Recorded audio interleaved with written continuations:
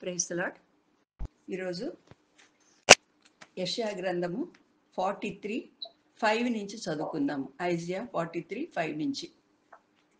భయపడకుము, నేను నీకు తోడై ఉన్నాను. తూర్పు నుండి నీ సంతానమును తెప్పించెదను, పడమటి నుండి నిన్ను సమకూర్చి రప్పించెదను. అప్పగింపుమని ఉత్తర దిక్కునకు ఆజ్ఞ ఇచ్చెదను, బిగబట్టవద్దని దక్షిణ దిక్కునకు ఆజ్ఞ ఇచ్చెదను. దూరము నుండి నా కుమారులను, భూదిగంతము నుండి నా కుమార్తెలను తెప్పించుము. నా మహిమ నిమిత్తము నేను సృజించిన వారిని, నా నామము పెట్టబడిన వారిని అందరినీ తెప్పించుము. నేనే వారిని కలుగు చేసి తిని, వారిని పుట్టించిన వాడను నేనే. క్రైస్తవురాలు క్రిస్టియానా తన ప్రయాణానికి తోడుగా కృపావతి వీళ్ళు కూడా వచ్చారు. కృపావతి తర్వాత 4 పిల్లలు వస్తున్నప్పుడు ధైర్యశాలి కూడా వారితో ఉన్నాడు.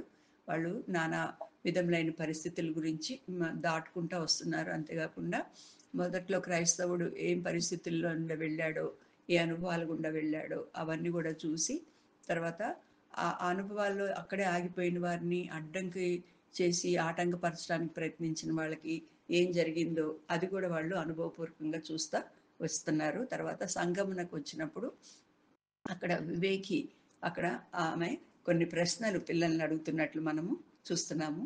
కాబట్టి దేవుని వాక్యాన్ని గురించిన అవగాహన, మన పాపక్షమాపణ రక్షణ కూర్చిన అవగాహన, తండ్రి కుమార పరిశుద్ధాత్ముడు దేవుడైన మన గొప్ప దేవుని గురించిన అవగాహన, రక్షింపబడిన వారంగా మనము కలిగి ఉండాలని మనము ఇక్కడ అర్థం చేసుకుంటున్నాము. తర్వాత రెండో అబ్బాయిని అడుగుతా ఉంది కదా ప్రశ్నలు. మొదటి అబ్బాయిని కొన్ని ప్రశ్నలు అడిగిన తర్వాత రెండో అబ్బాయిని మానవుడెవడు అని అడిగినప్పుడు అబ్బాయికి తగిన జవాబు చెప్తాడు. తర్వాత రెండో ప్రశ్న రెండో అబ్బాయిని వేస్తా ఉన్నాడు. ఆ ప్రశ్న ఏంటంటే, why God wants to save sinners? దేవుడు పాపి అయిన మనిషిని ఎందుకు రక్షించాలని కోరుతున్నాడు? ఎందుకు? ఆయనకి రక్షిస్తే ఏంటి లాభం? ఆదాం అవ్వ తప్పు చేశారు కదా, తినొద్దన్న పండు తిన్నారు. వాళ్ళని పనిష్ చేసి వాళ్ళని పంపించేసి ఇంకొక సృష్టిని చేయొచ్చు కదా, లేకపోతే ఇంకా ఈ మానవాళిని చేయడం విరమించుకోవచ్చు కదా. ఇంకా వీళ్ళు ఇట్లాంటి వాళ్ళే కాబట్టి ఇంకా వీళ్ళని వదిలేస్తాను, నాకు అక్కర్లేదు, నాకు దేవదూతలు ఉన్నారు, వాళ్ళందరూ కూడా నన్ను స్తుతిస్తూ ఉంటారు, ఆయన మహిమ ప్రభావం అన్నీ కూడా ఉంటాయి. ఆయన అవన్నీ వదులుకొని ఇక్కడికి వచ్చి ఆ మానవుడిని రక్షించాలని, ఆ మానవుడిని బాగు చేయాలని, ఆ మానవుడితోనే మళ్ళీ తిరిగి పరలోకంలో ఉండాలని ఎందుకు అనుకుంటున్నాడు? Why he wants to save a sinner? కొన్నిసార్లు మన గురించి కూడా మనం ఆలోచించుకున్నప్పుడు, నాలాంటి వాళ్ళు ఎందుకు దొరికారు యేసు ప్రభువుకి? ఎంతోమంది గొప్పవాళ్ళు ఉన్నారు కదా, ఎంతోమంది ఘనులైన వారు ఉన్నారు కదా అని మనము చాలా ఆశ్చర్యపోతూ ఉంటాం. వాక్యం చదివినప్పుడు కానీ, మన జీవితాలను మనం చూసుకున్నప్పుడు కానీ, మళ్ళీ మళ్ళీ చేసిన తప్పులే చేసుకుంటా మళ్ళీ వెనక జారిపోతున్నప్పుడు, పరిశుద్ధాత్మ దేవుడు మనల్ని స్టిరప్ చేసినప్పుడు కూడా మనం అనుకుంటూ ఉంటాం. అలాగా ఈ ప్రశ్న అడిగినప్పుడు అబ్బాయి ఒక 4 కారణాలు చెప్తాడు. మొదటి కారణము మనం ఇప్పుడు యెషయా 43:7 మనం చూసుకున్నాం కదా, నా మహిమ నిమిత్తము. నా మహిమ నిమిత్తము. God wants to be glorified through our lives. దేవుడు మన జీవితాల ద్వారా ఆయన మహిమపరచబడాలని కోరుకుంటున్నాడు. నీ జీవితం నా జీవితము దేవునికి మహిమకరంగా ఉండాలని కోరుకుంటున్నాడు. ఎవరైతే బలహీనులుగా ఉండి మాటి మాటికి తప్పిపోయి దేవుని నామానికి అవమానం తెస్తున్నారో వాళ్ళని బాగు చేసి దేవుని యొక్క సంకల్పము వాళ్ళ ద్వారా మహిమ పొందాలని అనుకుంటున్నాడు. అందుకనే ఎక్కడెక్కడి నుంచి తెస్తున్నాడంట? తూర్పు నుంచి, పడమటి నుంచి మనం చదువుకున్నాం కదా, ఉత్తర దిక్కు నుండి, దక్షిణ దిక్కు నుండి, దూరము నుండి కుమారులను కుమార్తెలను, భూదిగంతముల నుండి, ఎక్కడెక్కడి నుంచో, ఎక్కడో రిమోట్ ప్లేసెస్లో, ఎక్కడో ఆస్ట్రేలియా దగ్గర ఉన్న క్యానిబాల్స్ దగ్గరికి, అక్కడ న్యూ హైబ్రైడ్స్ ఐలాండ్స్ దగ్గరికి, అండమాన్ ఐలాండ్స్ దగ్గరికి, అటు ఉన్న అమెరికాలో ఉన్న నేటివ్స్ దగ్గరికి, దక్షిణ అమెరికాలో ఉన్న ప్లేసెస్లోకి, ఆఫ్రికాలో ఉన్న ప్లేసెస్లోకి, అనేక చోట్లకి పంపించి దేవుడు తన సేవకుల్ని, వాళ్ళందరినీ ఎవరైతే దేవుడు నిర్ణయించుకున్నాడో వాళ్ళందరినీ కూడా తెచ్చుకుంటున్నాడు. వాళ్ళందరి కోసం చనిపోయాడు. ఒక రీజన్ వీళ్ళు ఏం చెప్పారంటే, అది మెయిన్ రీజన్ కూడా, నా మహిమ నిమిత్తము నేను సృజించిన వారిని. తన మహిమ నిమిత్తము ఆదామవ్వని చేశాడు. అయితే వాళ్ళు తప్పిపోయారు. తప్పిపోయినా కూడా ఆయన మహిమలో ఏది లోటు కలుపుకున్నట్లు అదే మనిషిని ఆయన రక్షించాలని దేవుని యొక్క సంకల్పమైంది. తర్వాత రెండో ఇంకో కారణం చెప్తాడు ఆ చిన్న అబ్బాయి. అదేంటంటే నీతిని స్థాపించుటకు అన్న మాట చెప్తాడనమాట. నీతిని స్థాపించుటకు. ఈ మాట మనము నీతి యావత్తు ఇలా జరగాల్సింది అన్న మాట ఎక్కడ చదువుతాం మనం? Very good. బ్యాప్టిజం అప్పుడు దేవుడు చెప్తాడు కదా, నీతి యావత్తు అంటే ఏంటి?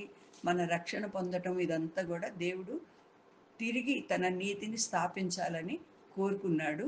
కాబట్టి బ్యాప్టిజం తీసుకున్నప్పుడు అది నీతిలో ఒక భాగంగా నువ్వు చెయ్యాలి, నాకు బ్యాప్టిజం నేను తీసుకుంటాను అని చెప్తున్నాడు. 3:15 మత్తయి సువార్తలు మనం చూస్తున్నాం కదా, యేసు ఇప్పటికి కానిమ్ము నీతి యావత్తు ఈలాగు నెరవేర్చుట మనకు తగి ఉన్నదని అతనికి ఉత్తరం ఇచ్చుడు. ఆ నీతిని అంతటి కూడా నెరవేర్చాలి అంటే నీతి అంతా కూడా స్థాపించబడాలి మన జీవితాల ద్వారా. అన్రైచియస్నెస్ అంటే అనీతి, మనకు చెప్పుకున్నాం కదా, మనకి రెండు రకాల నీతిలే ఉన్నాయి. ఒకటి దుర్నీతి, లేకపోతేనేమో స్వనీతి. కొంచెం బాగుంటే అసలు ఆగలేము మనం, అసలు కాస్త ఇతరుల కన్నా బెటర్ స్టేటస్లో ఉంటే. కాబట్టి ఈ స్వనీతి దుర్నీతి ఈ రెండిట్లో పడి మనము కొట్టుమిట్టాడుతున్నాము. అది తీసివేసి దేవుడు తన నీతిని స్థాపించాలి అని దేవుడు ఏం చేశాడంటే ఈ లోకానికి వచ్చి నిన్ను నన్ను పాపులను రక్షించుకున్నాడు. తర్వాత ఇంకొక కారణము చెప్తాడు. ఇంకొక కారణం, మూడో కారణం, 4 కారణాలు చెప్తాడనమాట. దానిలో మనకు బాగా తెలిసిన 2 కొరింథీ 5:15 ఉంది. మీకు ఏమైనా గుర్తొస్తుందా ఆ వాక్యము? 2 కొరింథీ 5:15 ఏమనుంది? జీవించువారు ఇక మీదట తమ కొరకు కాక తమ నిమిత్తము మృతి పొంది తిరిగి లేచిన వాని కొరకే జీవించుటకు ఆయన అందరి కొరకు మృతి పొందిననియు నిశ్చయించుకొంచున్నాము. పౌలు డిఫరెంట్ రీజన్స్ ఇస్తున్నాడు రక్షణ పొందాలని. దానిలో ఒక మంచి రీజన్ ఇస్తున్నాడు, మంచి కారణము ఎందుకు యేసుప్రభు మనల్ని వెతికి రక్షించుకున్నాడంటే, రక్షించబడిన తర్వాత మళ్ళీ యథావిధిగా పాత జీవితమే జీవించాలని దేవుని యొక్క ఉద్దేశము కాదు. ఈ లోకంలో అనేకులు కేవలం తమ కొరకే జీవిస్తున్నారు, తమ కడుపుకే దాసులు అని ఉంది. ఆ కడుపు నింపుకోవడానికే జీవిస్తున్న వాళ్ళు అనేకులు ఈ లోకంలో ఉన్నారు. లేకపోతే వాళ్ళ కుటుంబం కొరకే జీవిస్తున్న వాళ్ళు ఉన్నారు, తమ స్వార్థం కొరకే జీవిస్తున్న వాళ్ళు ఉన్నారు. రక్షణ పొంది కూడా ఇంకా కూడా మళ్ళీ సాతాన్నే సేవిస్తూ సాతాను కొరకే జీవిస్తున్న వాళ్ళు ఉన్నారు. అయితే నిన్ను నన్ను వెతికి రక్షించుకోవటంలో దేవుని యొక్క ఉద్దేశం ఏంటంటే, భారతి ఇక్కడి నుంచి తన కొరకు కాకుండా దేవుని కొరకు జీవించాలి అని ప్రతి ఒక్కరికి. మనం అనుకుంటాం ఓన్లీ పాస్టర్స్, అపోస్తలు, బక్సింగ్ గారు, లేకపోతే ఇప్పుడు మనకి జిఎస్ అంటా ఉంటారు కదా, గాడ్ సర్వెంట్స్, వాళ్ళు మాత్రమే దేవుని కొరకు జీవించాలి, మనం ఎలా జీవించినా కూడా పర్వాలేదని చాలా మందికి అదొక నిశ్చిత అభిప్రాయము ఉంది. అయితే అందరి కొరకు జీవించేవారు ఎవరైతే బతుకున్నారో వాళ్ళందరూ కూడా తమ కొరకు కాక తమ నిమిత్తము మృతి పొంది తిరిగి లేచిన వారి కొరకే జీవించుటకు ఆయన అందరి కొరకు మృతి పొందిననియు నిశ్చయించుకొంచున్నాము. ఇది ఒక గొప్ప రీజను. ఎవ్రీడే మార్నింగ్ చదువుకోవాలి, లేకపోతే ఇది మనము రాసి పెట్టుకొని మనము వంటగదిలోనూ ఎక్కువ ఎక్కడైతే స్పెండ్ చేస్తామో టైము, ఎక్కడైనా కూర్చొని మన ఒక చోట కూర్చొని చదువుకునే ప్లేస్ ఉంటుంది కదా, అక్కడెక్కడైనా పెట్టుకుంటే మనకి మాటి మాటికి గుర్తొస్తూ ఉంటుంది.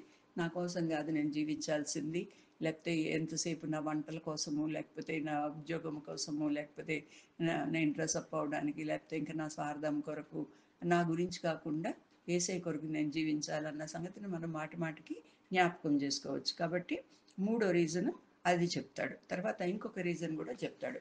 అది యెషయా 51లో ఉందన్నమాట. 51:11 ఉంది, ఒక మంచి మాట ఉంది. ఐజియా 51:11, యెహోవా విమోచించిన వారు సంగీత నాదముతో సియోన్నకు తిరిగి వచ్చెదరు.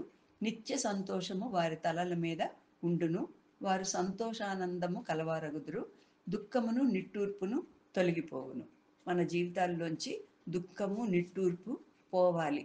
ఇంకా ఈ లోకంలో ఉండే ఈ లోకంలో అదే ఉంది కదా, దుఃఖము, బాధ, నిట్టూర్పు ఉంది. ఎప్పుడైతే తినొద్దన్న పండు ఆదామవ్వలు తిన్నారో, ఎప్పుడైతే పాపం చేశారో, అప్పుడే వాళ్ళకి సిగ్గు, అవమానము, దుఃఖము, నిట్టూర్పు అన్నీ వచ్చినాయి. దేవుడు పంపించేశాడు.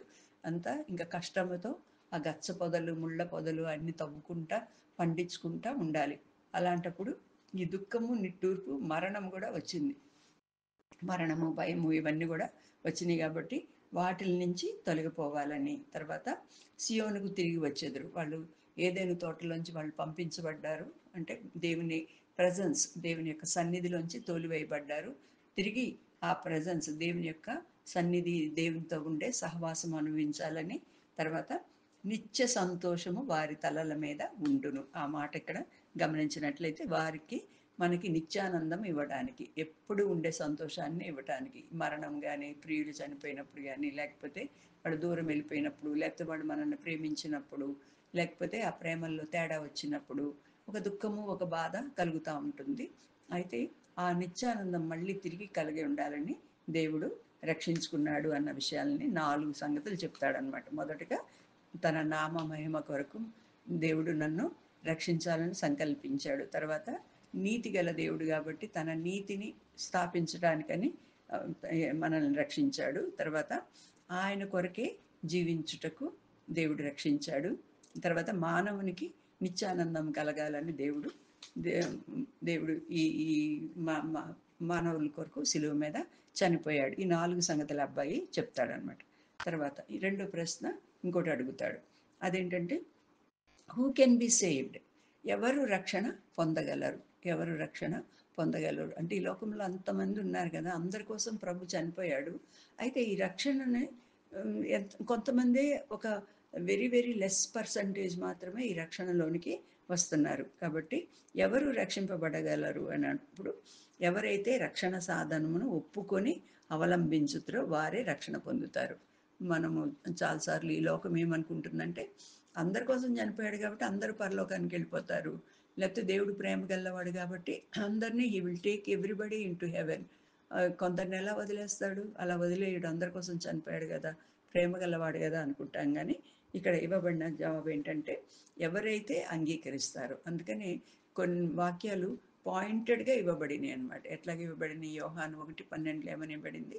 తన్ను ఎందరు అంగీకరించుదురో వారికి అందరికీ, అనగా తన నామమందు విశ్వాసం ఉంచిన వారికి దేవుని పిల్లలకుటకు ఆయన అధికారం అనుగ్రహించను అని ఇవ్వబడింది. కాబట్టి ఎవరైతే ఇండివిజువల్గా, పర్సనల్గా ఆ రక్షణని స్వీకరిస్తారో, ఇదిగో ఇదే రక్షణ దినము, ఇది అనుకూల సమయము అనుకొని ఎవరైతే తమ పాపాలు ఒప్పుకొని యేసుప్రభుని అంగీకరిస్తారో వాళ్ళకు మాత్రమే ఈ రక్షణ భాగ్యము దొరుకుతుంది. అది మనల్ని మనము మోసపుచ్చుకోకూడదు. తప్పనిసరిగా యేసు వైపు చూసి, సిలువ మీద దొంగ ఎట్లాగైతే ప్రభు నన్ను జ్ఞాపకం చేసుకోని మనం ఒక మాట అడిగినప్పుడు, రక్షించబడి అడిగినప్పుడు ఆయన రక్షణ ఇస్తాడు. కాబట్టి ఎవరైతే విశ్వసించేవాడు దేవుని రక్షణ, దేవుని కుమారులు అనబడతారని రాయబడింది. విశ్వసించిన వాళ్ళకి నిత్యమైన శిక్ష ఉందని కూడా రాయబడింది. కాబట్టి రక్షణ సాధనం అంటే యేసుప్రభు యొక్క రక్తము, సిలువ మీద చనిపోయి ఆయన పాతిపెట్టబడి తిరిగి లేచిన విషయాన్ని ఎవరైతే ఒప్పుకొని దాన్ని ఫాలో అవుతారో, అవలంబించెదరు అంటే దానిలో నడుస్తారో, వాళ్ళు మాత్రమే రక్షణ పొందుతారు అన్న విషయాన్ని చెప్తాడు. తర్వాత వివేకి ఇంకొక ప్రశ్న కూడా వేస్తాడు. మూడో అబ్బాయిని అనమాట. నలుగురు పిల్లలు ఉంటారు కదా, ఒక్కొక్కరికి ఒక్క రకమైన ప్రశ్నలు దొరుకుతూ ఉంటాయి. ఎందుకంటే ఇవి ఆ ప్రశ్నలు ఎందుకు అడుగుపడుతున్నాయి అంటే, మనం కూడా అవగాహన కలిగి ఉండాలి. ఎవరన్నా మనల్ని అడిగినప్పుడు మనం చెప్పగలిగి ఉండాలి. ఎందుకంటే మన రక్షణ నిశ్చయత మనం కలిగి ఉండాలి. లేకపోతే బలవంతపు మత మార్పుళ్ళు అంటున్నారు, లేకపోతేనేమో మన రక్షణ గురించి మనకే తెలియదు అన్నట్లు ఉండకుండా, మనం ఎవరికైనా ఇంకొకళ్ళు సువార్త చెప్పడానికి, తర్వాత మనం ప్రశ్నించి వారికి హేతు అడిగిన వారికి మనము చెప్పగలటానికి జవాబు మనకి బైబిల్లో అన్ని విషయాలు మనకు తెలిసి ఉండాలి. ఇంకో ప్రశ్న ఏమడుగుతాడంటే, వాట్ ఈస్ హెవెన్ అని అడుగుతాడు. వాట్ ఈస్ హెవెన్ అంటే, పరలోకం అంటే ఏంటి, పరలోకం అంటే ఏంటి అన్నప్పుడు ఆ అబ్బాయి ఒక మంచి జవాబు చెప్తాడు. అది దేవుడు ఉండే స్థలము, దేవుడు ఉండే స్థలము. అది ఎంతో మంచి సంగతి. మనకి బీబీఎస్లో కూడా ఒక ఫస్ట్ ఇయర్ కోర్సులో ఫస్ట్ లెసనే అది ఉంటుంది కదా, పరలోకము. పరలోకంలో ఏమి ఉండవు అని స్టార్ట్ చేస్తాం మనము. ఎల్లో పేజీ, దాన్ని బంగారు రంగు అది చూపించి ఏమి ఉండవు, ఏమి ఉంటాయి అన్న విషయాన్ని మనము చూస్తాం కదా. ఏమి ఉండవంటే కన్నీరు, దుఃఖము, బాధ, రాత్రి, తర్వాత క్యాండిల్ లైట్ ఉండదు, సమాధి ఉండదు, చర్చ్ ఉండదు. ఇవన్నీ కూడా ఉండని విషయాల్లో రాస్తాము. ఏమి ఉంటాయి అన్నప్పుడు బంగారు వీధులు, తర్వాత దేవదూతలు, తర్వాత జీవవృక్షము, అవన్నీ కూడా రాస్తా. అసలైన పాయింట్కి వచ్చినప్పుడు ఎవరైతే రక్షణ పొందుతారో వాళ్ళు ఉంటారని, అక్కడ యేసు ప్రభు ఉంటాడు అన్న మాటతో ముగుస్తుంది. కాబట్టి అక్కడ మెయిన్గా మనము చూసేది యేసు ప్రభు. తండ్రి, కుమార, పరిశుద్ధాత్ముడైన దేవుడు. మనకి దేవుడిని చూడాలి చూడాలని చాలాసార్లు అనుకుంటాం. చాలా కనపడాలని మనం కూడా అనుకుంటా ఉంటాం. కల్లో అన్నా కనిపిస్తే బావుండు అని అనుకుంటా ఉంటాం. కానీ ఈ లోకంలో ఉండగా ఎవ్వరు కూడా దేవుడిని చూడలేదు. వాళ్ళు గ్లిమ్స్ ఆఫ్ హిస్ గ్లోరీ, ఆయన మహిమలో ఒక చిన్న భాగాన్ని మనుషులు ఎవరన్నా చూశారు. మోషేకి దాటిపోయినప్పుడు కూడా బండ సందులో పెట్టి, ఆ బండ సందుకు చెయ్యి అడ్డం పెట్టి దేవుడు జస్ట్ దాటిపోతాడు అంతే. వెనక భాగాన్ని నుంచే చూస్తాడు. తర్వాత చాలా మందికి ప్రత్యక్షం అవుతా ఉంటాడు కానీ వాళ్ళందరూ దేవుని దూతలు, లేకపోతే వాళ్ళ వెలుగు, మహిమ, అలాగ వాళ్ళ వాక్కు, దేవుని వాక్కు అలాగ అది కనపడినట్లు మనము చూస్తున్నాము. కానీ అక్కడ యేసు ప్రభువుని చూస్తాము. ఆయన ఎలా ఉన్నాడో ఆయన ఉన్నట్టుగానే చూస్తాము.